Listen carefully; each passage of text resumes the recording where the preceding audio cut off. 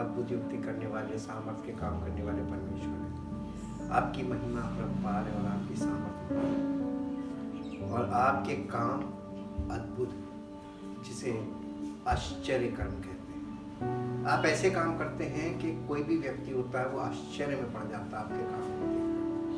हम धन्यवाद करते हैं प्रभु। हम चाहते पिता परमेश्वर कि आपकी हुजूरी जो हमारे बीच में है उसके कारण आपकी सामर्थ्य प्रकट हो और ऐसे अद्भुत काम हो कि हम सब जितने यहाँ पर मौजूद हैं स्वयं इस बात की गवाही दें कि परमेश्वर हमारे जीवन में अद्भुत कार्य कर रहा है और उसकी सामर्थ और उसकी महिमा प्रकट हो और उसका नाम महिमान्वित हो। धन्यवाद करते प्रभु आपके वचन को और अपने आप को आपके हाथ में समर्पित करते हैं। चाहते प्रभु हमें एक ऐसे औजार की तरह जो आपके वश में है, आपकी इशारे पर काम करे, ऐसे औजार की तरह हमें इस्तेमाल कीजिए ताकि आपकी महिमा हो। धन्यवाद के साथ इस प्रार्थना को आपके प्रभु यीशु मसीह के नाम से आमीन। Praise the Lord. परमेश्वर का धन्यवाद करते हैं क्योंकि परमेश्वर अद्भुत और महान है और परमेश्वर, सबको मालूम है कि परमेश्वर आत्मा है, लेकिन परमेश्वर का आत्मा आप देख सकते हैं, आप परमेश्वर की उपस्थिति को देख सकते हैं, आप परमेश्वर की महिमा को देख सकते हैं। अभी 3 पार्ट में ये क्लियर हुआ है और आज हम फिर से उत्पत्ति की पुस्तक में ही चलेंगे। उत्पत्ति की पुस्तक में जहां आदम और हवा है, इन्हें कहते हैं ये हमारे फर्स्ट पेरेंट्स हैं, पहला परिवार जिसकी हम सब संतान हैं। और इस परिवार की एक खास बात यह है, आदम और हवा, इस परिवार की एक खास बात यह है कि ना तो यहाँ पे कोई रिलीजन है और ना यहाँ पर कोई भाषा है, यहाँ पर केवल इंसान है, पति पत्नी है, एक परिवार है। और परमेश्वर ने जिस परिवार की स्थापना की थी, जिससे आज मानव जाति की श्रृंखला निकली है, सारी पृथ्वी पे भर गए हैं, हम सब उसके वंशज हैं। वो हमारे वंशज हैं, यानी हम उसी के वंश से हैं। और चूंकि हम उसके वंश से हैं तो मनुष्य जाति के, चाहे वो किसी भी जाति को बिलोंग करता हो, कोई भी भाषा बोलता हो, हमारी सारी समस्याओं की जो रूट कॉज है वो हमको वहीं मिलेगी कि फर्स्ट पेरेंट के साथ ऐसा क्या हुआ था जिसके कॉन्सिक्वेंसेस हमारी लाइफ में हम झेल रहे हैं। ठीक, तो अब आपको ये चीज समझ में आनी चाहिए कि मनुष्य जाति को सबसे ज्यादा क्या ऐसी गलती हुई, क्या उसका खामियाजा है जिसके कारण आज हम लोग भी पीड़ित हैं। आपकी पीड़ा और हमारी पीड़ा में कोई अंतर नहीं है, रूट कॉज सेम हो सकता है, सिम्टम्स अलग अलग हो सकते हैं लेकिन रूट कॉज एक ही है। और वहां पर हमने देखा कि परमेश्वर की एक आज्ञा को तोड़ने का परिणाम यह हुआ कि परमेश्वर की महिमा जो उसकी उपस्थिति में रहने के कारण उनको कवर किए रहती थी, ढांपे रहती थी, वो हट गई। और उसके हटने के बाद उनको अपने आप को उन्होंने देखा तो वो अपने आप को देख रहे थे कि हम नंगे हैं, और नंगा होने के कारण वो अपने लिए कुछ करने लगे उस महिमा के हटते ही। यानी ये समझ लीजिए कि पहले वो परमेश्वर को देखते थे और परमेश्वर को देखने के साथ साथ वो परमेश्वर के साथ बातचीत करते थे, लेकिन जैसे ही वो महिमा उनके जीवन से गायब हुई तो पहली चीज वो शरीर देखने लगे। अब उन्हें परमेश्वर नहीं दिखाई दे रहा है, और परमेश्वर नहीं दिखाई दे रहा है, अब केवल उनको परमेश्वर की आवाज सुनाई दे रही है। क्योंकि वहां लिखा हुआ है कि आदम ने ठंडे पहर में जब परमेश्वर वहां वाटिका में फिरता था तो आदम ने उसका शब्द सुना, उसको दिखाई क्यों नहीं दिया? पहली चीज, परमेश्वर की महिमा जब उसके जीवन से हटी तो वो प्रकाश, जिस प्रकाश में हम परमेश्वर को देख सकते हैं, वो प्रकाश यानी स्पिरिचुअल लाइट चली गई, फ्यूज हो गया। अब उसको स्पिरिचुअल लाइट ना होने के कारण परमेश्वर की प्रेजेंस नहीं दिख रही थी, और परमेश्वर की प्रेजेंस ना दिखने के कारण वो केवल सुन सकता था, ये बंद हो गई, आंखें ब्लाइंड हो गई, और आंखें ब्लाइंड होने के कारण अब वो केवल सुन सकता था परमेश्वर की आवाज। आज देखिए इंसान, क्या आप परमेश्वर को देख सकते हैं? क्यों नहीं देख सकते हैं? क्योंकि फर्स्ट पेरेंट्स से ये प्रॉब्लम शुरू हुई है, कोई परमेश्वर को नहीं देख पा रहा। लेकिन सुन तो सकते हैं ना, आप परमेश्वर की आवाज सुन सकते हैं, लेकिन परमेश्वर की आवाज सुनने के बाद भी आपको ये कैसे पता चलेगा कि ये परमेश्वर की आवाज है? मैंने आपको वॉइस ऑफ गॉड के बारे में बताया स्टडीज में, पहले हमने क्या बताया था? Voice of God. Voice of God, लोग आपको इतने समय से वॉइस ऑफ गॉड दी गई, किसने उस वॉइस को सुना? क्योंकि आप उस वॉइस को बिलीव नहीं कर पा रहे थे, क्योंकि आप देख नहीं सकते। तो ये बात साबित है कि जब तक आप देख नहीं सकते तब तक आप सुनकर विश्वास नहीं कर सकते। सुनकर विश्वास करने में भी गड़बड़ी है, लेकिन देखकर विश्वास करना ये प्रमाणित चीज होती है कि हमने देखा अपनी आंखों से। आई विटनेस बहुत जरूरी होता है, इसीलिए चश्मदीद गवाह की इसीलिए वैल्यू होती है। और जब परमेश्वर की वो महिमा हट गई और जब उन्हें परमेश्वर को दिखाई देना बंद हो गया, उसकी उपस्थिति को नहीं देख पा रहे थे, तब वो क्या कर रहे थे? वो अपने परमेश्वर की प्रेजेंस में ही है। अभी अदन की वाटिका में है, अदन की वाटिका, the place where the God present, वहां पर उपस्थित रहता था परमेश्वर। वो परमेश्वर की उपस्थिति थी उस बाग में, और वहां पर परमेश्वर की उपस्थिति में वो लोग क्या कर रहे थे? मेरे साथ निकाल के पढ़िए उत्पत्ति की पुस्तक, उत्पत्ति की पुस्तक और उसका 3 अध्याय,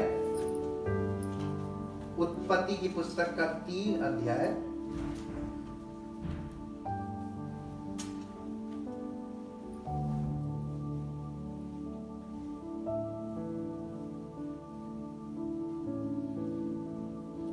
अध्याय का 7 पद पढ़िए, नहीं बल्कि 6 और 7 पद पढ़िए, नहीं 6 पद नहीं 7 पद पढ़िए। तब उन दोनों की आंखें खुल गई, तब उन दोनों की आंखें खुल गई। अब एक बात बताइए थोड़ी देर के लिए, आंखें खुली कि आंखें बंद हुई? क्या तो लिखा आंखें खुल गई?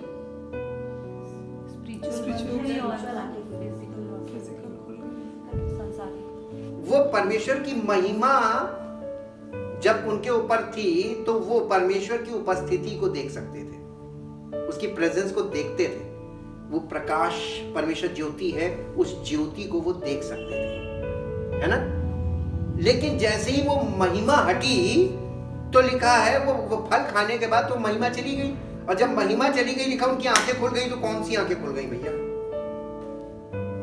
एक खुली एक बंद हुई, उससे पहले एक बंद थी एक खुली थी। अब किसकी कौन सी आंख खुली है ये तो आपके जीवन से पता चलता है। जो चीज आप फोकस कर रहे हैं वही आंख खुली।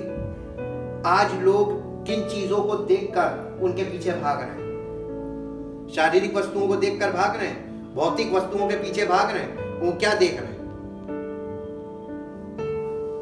उनकी फिजिकल आईज काम कर रही हैं, परमेश्वर को क्यों नहीं देख पा रहे? क्योंकि परमेश्वर की महिमा रही थे। प्रत्येक मनुष्य पापी और परमेश्वर की महिमा से रही थे। महिमा ना होने के कारण परमेश्वर को नहीं देख पा रहे। अगर ये महिमा वापस आ जाए तो हम परमेश्वर को देख सकते हैं ना? ये वापस कैसे मिलेगी? हम लोग अभी धीरे धीरे करके उस ओर बढ़ेंगे। ये महिमा वापस केवल एक ही व्यक्ति के द्वारा मिलेगी, और उसका नाम है प्रभु यीशु मसीह। वो परमेश्वर की महिमा का प्रकाश है, ठीक? और कल वाले में आपने देखा होगा मसीह वो शुरू से है, मैंने बताया उत्पत्ति से, उसी में सब चीजों की सृष्टि हुई। तो हम सब जितने भी हैं सब मसीह में हमें रचे गए, और बिना मसीह के हम अधूरे हैं। हम कुछ भी नहीं है, हम कुछ भी कर लें, हम अगर 100% कोई काम करने में कामयाब भी हो गए तो वो 100% बहुत जल्दी जीरो पे चला जाएगा। हम करके भी जीरो पे चले जाएंगे, यानी कुछ आपको फायदा नहीं मिलेगा। सब कुछ प्राप्त किया और सब कुछ गवा दिया। खुद प्राप्त करेंगे खुद गवा देंगे, और ये संसार में होता है। तो आपने इसीलिए लिखा हुआ है, यदि मनुष्य सारे जगत को प्राप्त कर ले और अपने प्राणों की हानि उठाए तो उसे क्या लाभ? सब जीरो पे चला जाएगा, ठीक? अब देखिए यहाँ पर ये सबसे पहले क्या करे, 7 अध्याय में फिर से पढ़ी, उनकी आंखें खुल गई और उनको मालूम हुआ कि वे नंगे हैं। अरे ये कैसी आंखें खुली? ये कैसी आंखें खुली कि वो देख रहे हम नंगे हैं? इससे पहले तो उन्होंने कभी नहीं देखा था। इससे पहले तो परमेश्वर की उपस्थिति का आनंद लेते थे, परमेश्वर की उस ज्योति को देखते थे। वो वाली आंखें क्या हुई? वो महिमा हटते ही उनको वो दिखने लगा जो पहले नहीं दिखता था। फिजिकल आइज काम करने लगी। उन्होंने देखा कि हम नंगे हैं, सो उन्होंने अंजीर के पत्ते उन्होंने सबसे पहला काम परमेश्वर की उपस्थिति में क्या किया? जैसे ही उनकी यानी वो महिमा हटी, तो सबसे पहला काम परमेश्वर की उपस्थिति में सबसे पहला काम क्या कर रहे हैं? सो उन्होंने अंजीर के पत्ते जोड़ जोड़कर लंगोट बना लिए। अंजीर के पत्ते जोड़ जोड़कर लंगोट बना लिए। ये लंगोट वर्ड याद रखिएगा। वो अपने लिए अंजीर के पत्ते जोड़ जोड़ के लंगोट बना रहे, काहे के लिए? नंगापन ढांपने के लिए। लेकिन एक बात बताइए, अंजीर का पत्ते का लंगोट रोज बनाना पड़ेगा क्योंकि वो सूख जाएगा, या बकरी आके खा गई, गाय खा गई, कहीं निकल रहा है, तो वो लंगोट में तो हम कहां चल पाते? क्या वो सुरक्षित था वो पहनावा? अरे परमेश्वर का धन्यवाद कीजिए। अगर परमेश्वर ने हमको, मनुष्य को उस समय भी मनुष्य को परमेश्वर की ही जरूरत थी, लेकिन वही परिवार, वही पहला परिवार, देखिए वो परमेश्वर की उपस्थिति में ही है और परमेश्वर देख रहा, वो नहीं देख सकता परमेश्वर को, लेकिन परमेश्वर तो देख रहा है कि वो क्या कर रहा है। वो क्या कर रहा था? अंजीर के पत्ते सिल सिल के अपने लिए लंगोट बना रहे। ये इस बात को दिखाता है कि हम लोग अपनी धार्मिकता के द्वारा अपने आप को छिपाना मांगते हैं धर्म के कामों से। मेरे लिए एक पद पढ़िए, ये स्टार्ट है परमेश्वर की उपस्थिति में ही आदम ने वो शुरू किया जो आज तक चला आ रहा है। क्या? अपने धर्म के काम,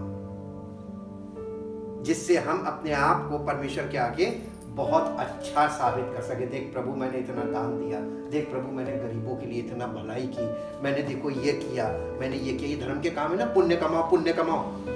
ये पुण्य का काम, यानी इसकी शुरुआत, ये बेसिक था अपने नंगेपन को ढांपने का काम। इसी को बोलते हैं इंसान के द्वारा शुरू किया गया रिलीजन। इसकी बुनियाद ये है, और उसकी बुनियाद इसलिए क्योंकि वो अपने आप को कवरिंग करना मांग रहा, कवर करना। देखिए हमेशा एक बात याद रखिएगा, ये वर्ड कवर करना, अपने आप को ढांपना, ये शब्द कभी भूलिएगा नहीं, क्योंकि ये आगे आएगा। जब आप बाइबल में देखते हैं अटोनमेंट वर्ड, प्रायश्चित जिसे हिंदी में बोलते हैं, तो पापों का प्रायश्चित किसने किया? हमारे पापों का प्रायश्चित किसने किया? प्रभु यीशु मसीह ने किया। यहां ये स्वयं अपने पापों को ढांपने का काम कर रहे हैं। प्रायश्चित वर्ड का मतलब होता है इंग्लिश में अटोनमेंट, और अटोनमेंट बाय द सैक्रिफाइस है, यानी बलिदान के द्वारा उस चीज से आपको कवर कर दिया जाए। अब हम इसको आगे, इसलिए ये अधूरा इसलिए आपको लग रहा है क्योंकि अब इसका एक पार्ट बाकी है। अभी हम उस पार्ट पे पहुंचेंगे तब ये कंप्लीट हो जाएगी सर्किट, तब आपको पता चलेगा कि ये लोग क्या कर रहे हैं, ये अपने आप को कवर करने का काम कर रहे हैं। गलती भी की और उस गलती को छिपाने का काम कर रहे हैं, ऐसे समझ लीजिए। अंजीर के पत्ते सिल सिल के लंगोट बना रहे हैं ताकि हम अपने आप को छिपा लें, परमेश्वर देखे ना कि हम नहीं है। यही है रिलीजन। रिलीजन क्या करता है? रिलीजन में आदमी क्या कर रहा है? अपने आप को कवर कर रहा है। हम तो फास्टिंग भी करते हैं, हम तो ये भी करते हैं, हम तो वो भी करते हैं। यानी आप जो करते हैं, क्या वो परमेश्वर ने अलाउ किया है या आप अपनी इच्छा से कर रहे हैं? ये कैसी कवरिंग है? गलती भी हम ही कर रहे हैं और अपनी कॉपी खुद जांच रहे हैं और उसको सामने ले जा कह रहे देखो हम तो, हमारे नंबर तो बिल्कुल पूरे हैं। प्रत्येक व्यक्ति को अपनी दृष्टि में अपना चाल चलन सही जान पड़ता है, तो फिर नंबर कौन देगा? नंबर कौन देगा? हम अपने आप को खुद नंबर दें 100 में 100। अगर सब बच्चों को ये कह दिया जाए स्कूल में कि सब लोग एग्जाम दो और अपनी कॉपी खुद जांचो, कितने बच्चे फेल होंगे? फर्स्ट कितने आएंगे? सेकंड कौन आएगा? सब टॉप पे। कोई सेकंड नहीं आएगा, सब फर्स्ट, है ना? यही तो हो रहा है यहाँ पे। अब देखिए इसके बाद आगे बढ़िए तो आप देखेंगे कि परमेश्वर ने इन लोगों की इस हरकत को देखा, लेकिन देखिए फिर भी गुस्सा नहीं कर रहा है।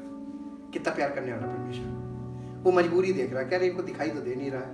अब ये सोच रहे हैं कि मैं भी नहीं देख पाता हूं। तब से इंसान ये एक बात सोचता है कि प्रार्थना में जब वो बोलना शुरू करता है, प्रभु देख इसको देख, प्रभु देख इसको देख, कि ये क्यों बोल रहा है यार, वो तो सब कुछ देखता और जानता है, उससे कोई प्राणी छिपा नहीं, बल्कि वो तुम्हारे अंदर दिल में तुम क्या सोच रहे हो वो तक जानता है, तुम उसको बता क्यों रहे हो?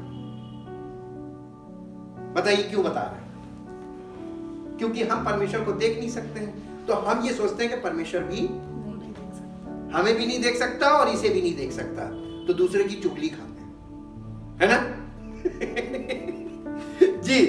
अब इसके बाद देखिए, जब उन लोगों ने ये वाली गलती, यहां पे गलती हो रही है, एक चीज हट जाने के बाद फिर देखिए इंसान क्या कर रहा है, और उसके बाद हम जब आगे बढ़ते जाएंगे तब आप आज के लोगों में देखेंगे आज क्या कर रहा है। सबसे ज्यादा तो आज कहां गड्ढे में खड़ा हो गया, पढ़ा लिखा होने के बाद, उस समय तो एजुकेशन भी नहीं थी, तब तो चलो कोई बात नहीं, उनके पास जानकारियां नहीं थी, जानकारी के स्रोत नहीं थे, आज तो जानकारी के सारे स्रोत है, फिर देखिए आज कहां खड़ा है।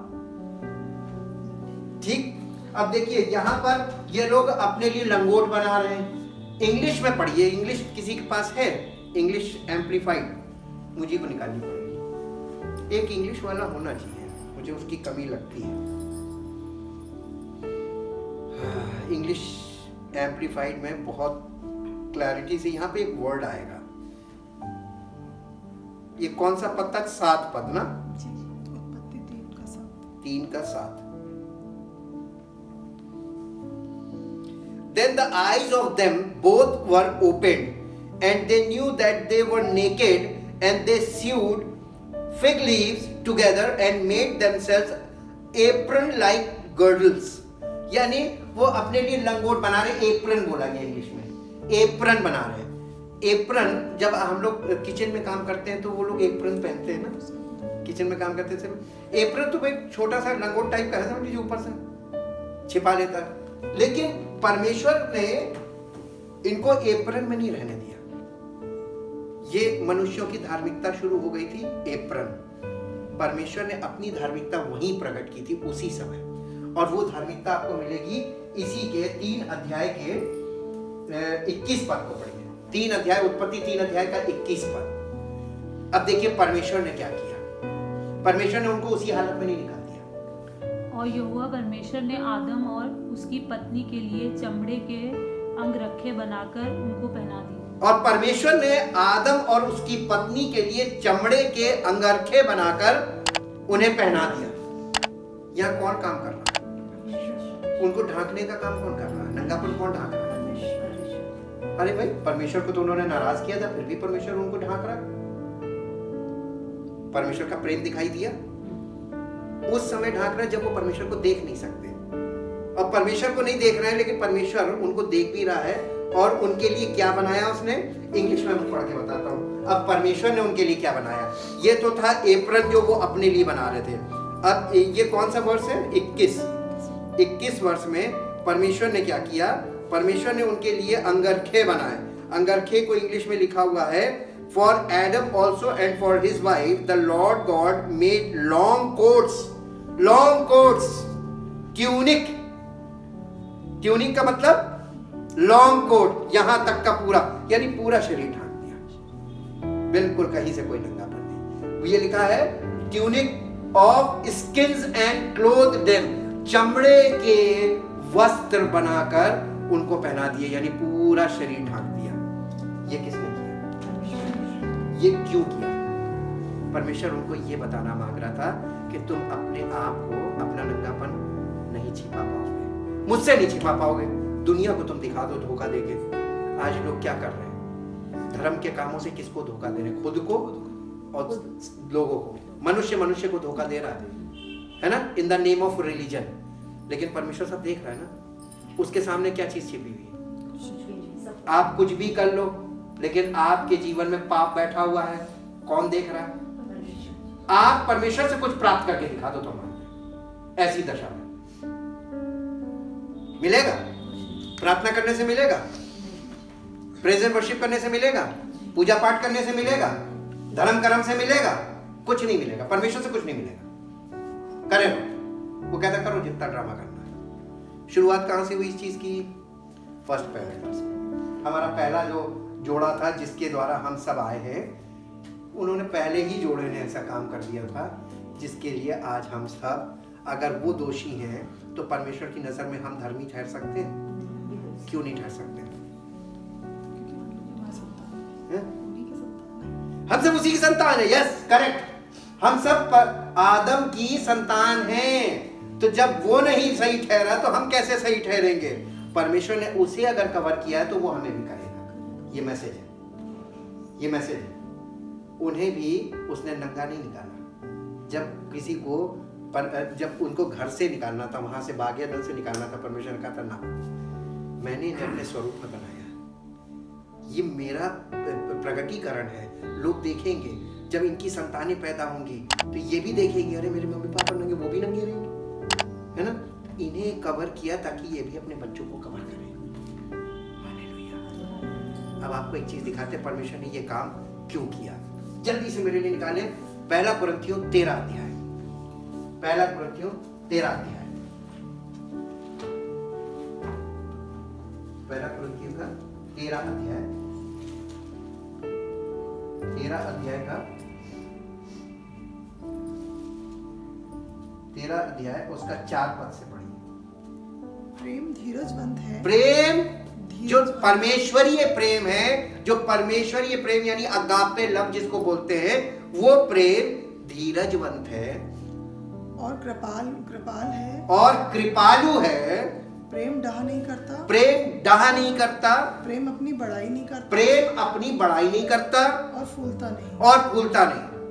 वे अनरीति नहीं चलता। प्रेम जो है सच्चा प्रेम या निस्वार्थ प्रेम, जो परमेश्वरीय प्रेम है, अगापे लव, वो अनरीति नहीं चलता, डिसऑर्डर वे में नहीं चलता, एक सही ढंग से चलता है। जी, वह अपनी भलाई नहीं चाहता। वो अपनी भलाई नहीं चाहता, झुंझलाता नहीं, झुंझलाता नहीं, बुरा नहीं मानता, बुरा नहीं मानता, कुकर्म से आनंदित नहीं, कुकर्म से आनंदित नहीं होता, परंतु सत्य से आनंदित होता है। वह सब बातें सह लेता है। वो सब बातें सह लेता है। सब बातों की प्रतीति करता है। सब बातों की प्रतीति करता है, यानी उनको सही मानता है। सब बातों की आशा रखता है। सब बातों की आशा रखता है। सब बातों में धीरज धरता है। और सब बातों में धीरज धरता है। परमेश्वर का प्रेम यहाँ पे आपको प्रकट हो रहा होगा। यही वाला प्रेम है ना। परमेश्वर ने कहा ना, अभी तो इस मानव जाति से मुझे बहुत आशा है। पृथ्वी जब मनुष्यों से भर जाएगी तब मेरे पुत्र के द्वारा मैं अपनी महिमा प्रकट करूंगा इन्हीं मनुष्यों में से। हालेलुया। तो हम लोग वो चुने हुए लोग हैं जिन्हें परमेश्वर ने इस मानव जाति में से चुनकर निकाला, ताकि उसके पुत्र की महिमा, वही महिमा का प्रकाश हमारे जीवन से प्रकट हो। ये उसकी योजना थी यहीं से। और परमेश्वर ने इस हालत में भी उनको यानी ये नहीं महसूस होने दिया कि परमेश्वर उनसे बहुत जोर नाराज, गुस्सा तो आई होगी। तो परमेश्वर ने गुस्सा नहीं किया बल्कि प्रेम किया। हम लोग क्या करते, जब बच्चे गलती करते तो हम लोग, इसीलिए उसने कहा तुम क्रोध की संतान हो। हम लोग क्रोध से काम लेते हैं, झुंझला जाते हैं। लेकिन अगर आप सच्चा प्यार करते हैं, वाकई में परमेश्वरीय प्रेम आपके अंदर है, आप झुंझलाएंगे नहीं।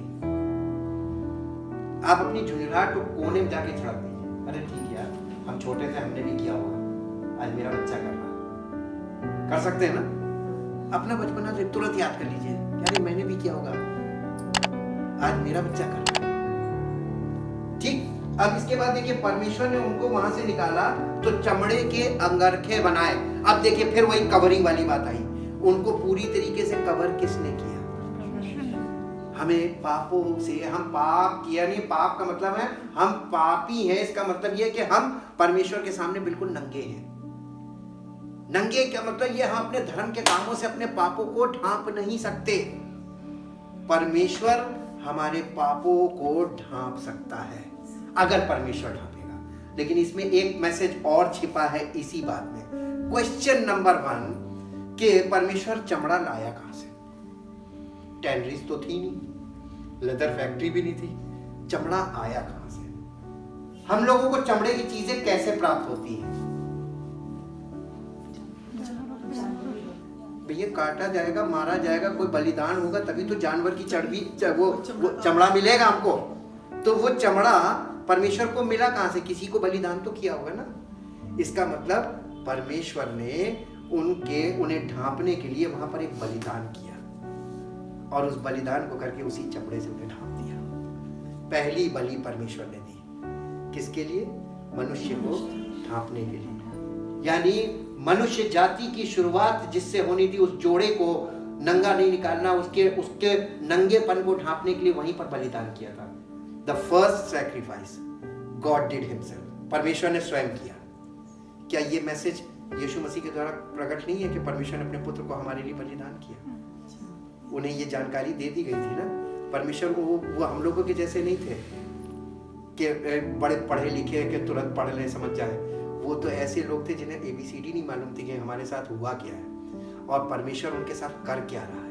लेकिन आज हम लोग परमेश्वर के वचन में जाकर परमेश्वर की आत्मा के प्रकाश में इस सच्चाई को देख सकते हैं कि परमेश्वर ने, वो नहीं जानते थे परमेश्वर को, लेकिन परमेश्वर उनको बचा रहा था। हो सकता है आप परमेश्वर को ना जानते हो, ये ज्यादा जरूरी है कि आप परमेश्वर को जाने, कि ये जरूरी है कि ये बात जानिए कि परमेश्वर आपको जानता है।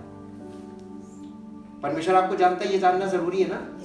तो वो आप में से सबको जानता है, यहाँ पे जितने बैठे हैं, और वो आप में से सबके लिए उसने बलिदान दिया है। आपको ये बात माननी होगी कि ये बलिदान परमेश्वर ने मेरे लिए किया, और रियलाइज करना है कि यार परमेश्वर इतना कर सकता था, इसका मतलब परमेश्वर हमको सब कुछ देना मांग रहा है, कुछ आगे बढ़ाना मांग रहा है, इसीलिए तो किया। और फिर देखिए परमेश्वर ने पहला बलिदान किया। इस बात को हम आखिरी पुस्तक में चल के देखेंगे। मेरे साथ निकालिए प्रकाशित वाक्य की पुस्तक, उसका 13 अध्याय। प्रकाशित वाक्य की पुस्तक, उसका 13 अध्याय। हम जो जिस टॉपिक पे चल रहे हैं इसमें पूरी बाइबल कवर होगी, इसलिए हमने बोला ये लंबा चलेगा। 13 अध्याय का 8 पद पढ़िए। प्रकाशित वाक्य की पुस्तक 13 अध्याय 8 पद। और पृथ्वी के वे सब रहने वाले, और पृथ्वी के वे सब रहने वाले जिनके नाम उस मेमने की जीवन की पुस्तक में लिखे, उस मेमने के जीवन की पुस्तक में लिखे नहीं गए हैं, जो जगत की उत्पत्ति के समय से घात हुआ है। ये उत्पत्ति की पुस्तक में हम देख रहे हैं कि किसको घात किया था परमेश्वर ने। ये सिंबॉलिक था वहां पे, और फिर यीशु मसीह के द्वारा उसको प्रकट में करके दिखाया कि सिंबॉलिक देख लो कि जिसे मैं घात कर चुका हूं और जिसके द्वारा मैंने तुमको ढांपा था, तुम्हारे नंगेपन को, ये वही यीशु मसीह है, ये मेरा पुत्र है। क्लियर है?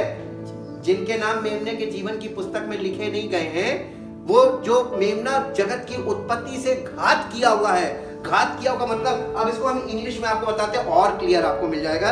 इंग्लिश बाइबल जो है वो और क्लियर आपको दिखाएगी।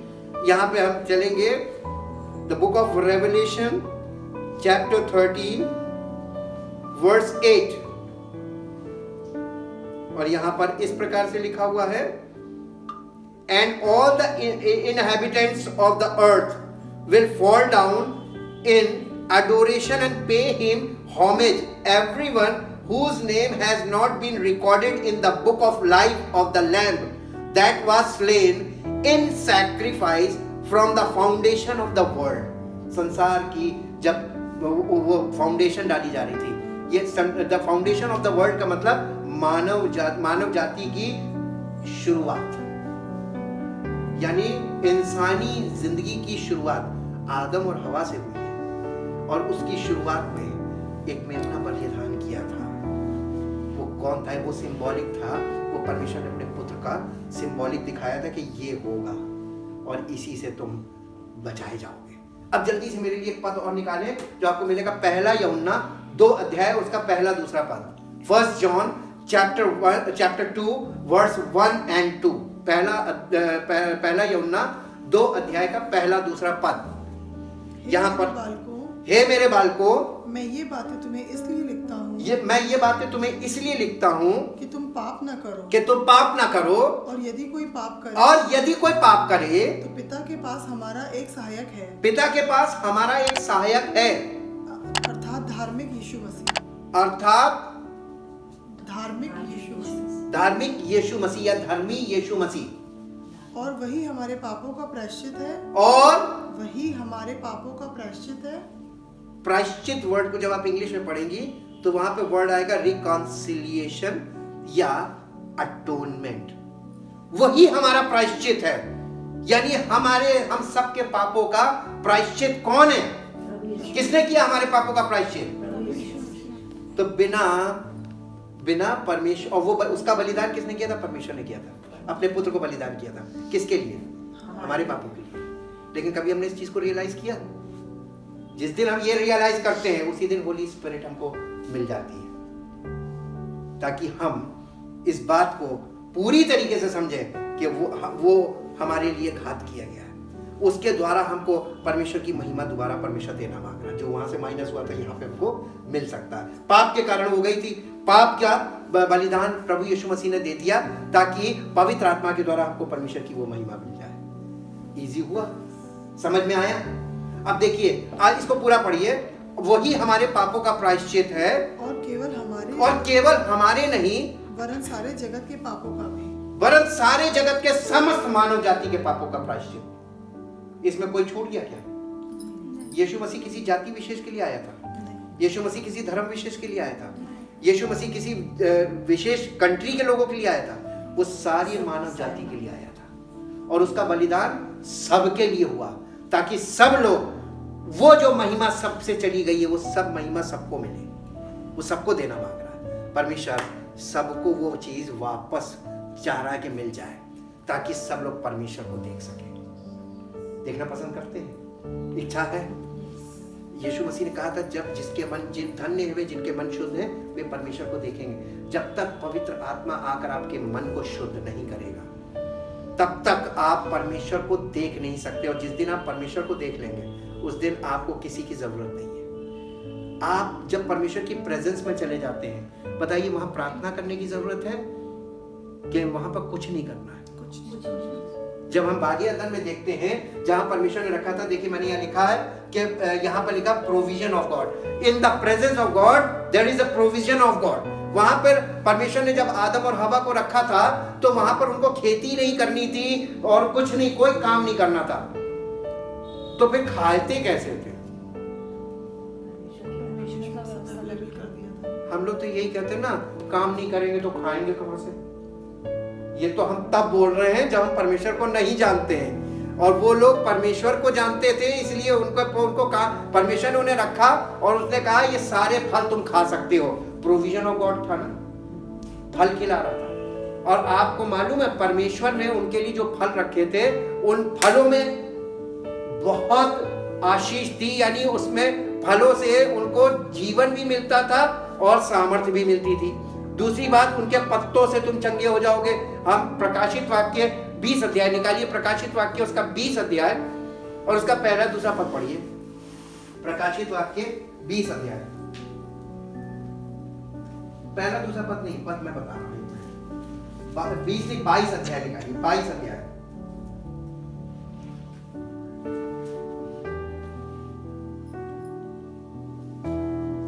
हाँ, 22 अध्याय का पहला दूसरा पद पढ़िए, पहले पद से पढ़िए। फिर उसने मुझे बिलौर की सी झलकती हुई, हाँ, जीवन के जल की सी एक नदी दिखाई। जीवन के जल की सी एक नदी दिखाई, जो परमेश्वर और मेमने के सिंहासन से निकलकर उस नगर की सड़क के बीचों बीच बहती थी। उस नगर की सड़क के बीचों बीच बहती थी, और नदी के इस पार, हाँ, और उस पार जीवन का पेड़ था। अरे वहां पर तो एक ही था, यहाँ पर तो नदी के इस पार भी, नदी के इस पार भी, दोनों तरफ जीवन का वृक्ष है। आगे उसमें 12 प्रकार के फल लगे थे। उसमें 12 प्रकार के फल लगते थे, और वह हर महीने फलता था, और हर महीने फलते थे। प्रोविजन ऑफ गॉड देखिए। और उस पेड़ के पत्तों से जाति जाति के लोग चंगे होते थे। उस पेड़ के पत्तों से सब जाति के लोग चंगे हो जाते थे। यीशु मसीह ने किसको चंगा किया? सब जाति के लोगों को चंगा किया, क्योंकि परमेश्वर मानव जाति के लिए काम करता है, जाति विशेष के लिए नहीं। ठीक? अगर आपको लगता है कि परमेश्वर एक ही है और वो सच्चा परमेश्वर, उसका इकलौते पुत्र प्रभु यीशु मसीह है, तो आपको ये बात बहुत अच्छी तरीके से समझ लेनी चाहिए और मान लेनी चाहिए कि वो हमारे लिए आया। और इसके आगे लिखा है कि इसके फल के बारे में लिखा है, इसके पत्ते, वो जीवन के वृक्ष में इतना खूबियां थी जो वहां नहीं लिखी, वो यहां लिखी है ना।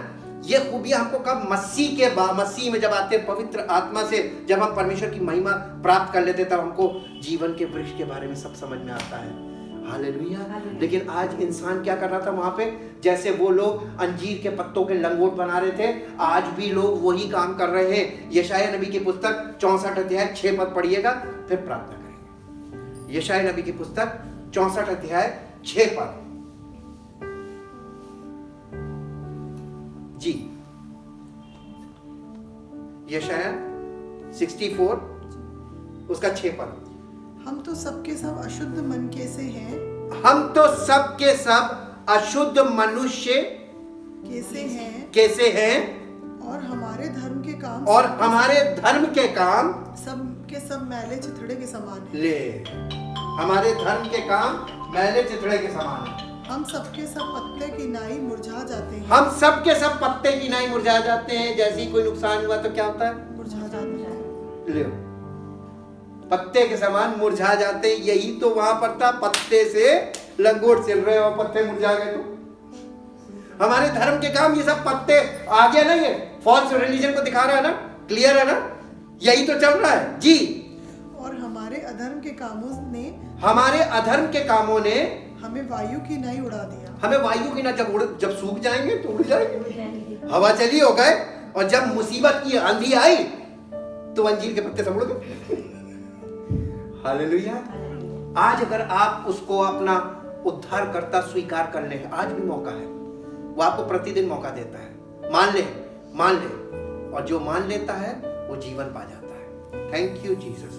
परमपिता परमेश्वर, हम आपका दिल से धन्यवाद करते हैं, क्योंकि आपने सब मनुष्यों के लिए, समस्त मानव जाति के लिए अपने पुत्र के द्वारा वो काम किया है जो किसी मनुष्य के बस में था ही नहीं। चाहते प्रभु, जितनी जल्दी हम इस सच्चाई को समझ जाए, और जितनी जल्दी हम इस सच्चाई को अपने जीवन में स्वीकार कर लें, और जितनी जल्दी हम अपने प्रभु यीशु मसीह को अपना उद्धारकर्ता मान लें, उसको ग्रहण कर लें और अपना जीवन उसको पूरी तरीके से समर्पित कर दें, हमारे लिए उतना ही भला है, ताकि उसकी सामर्थ्य के द्वारा हम सबका जीवन परमेश्वर की महिमा का कारण हो, और सारी महिमा परमेश्वर को मिले। धन्यवाद के साथ इस प्रार्थना को आपके इकलौते पुत्र प्रभु यीशु मसीह के नाम से मांगते हैं, आमीन। परमेश्वर आपको आशीष दे। Praise the Lord.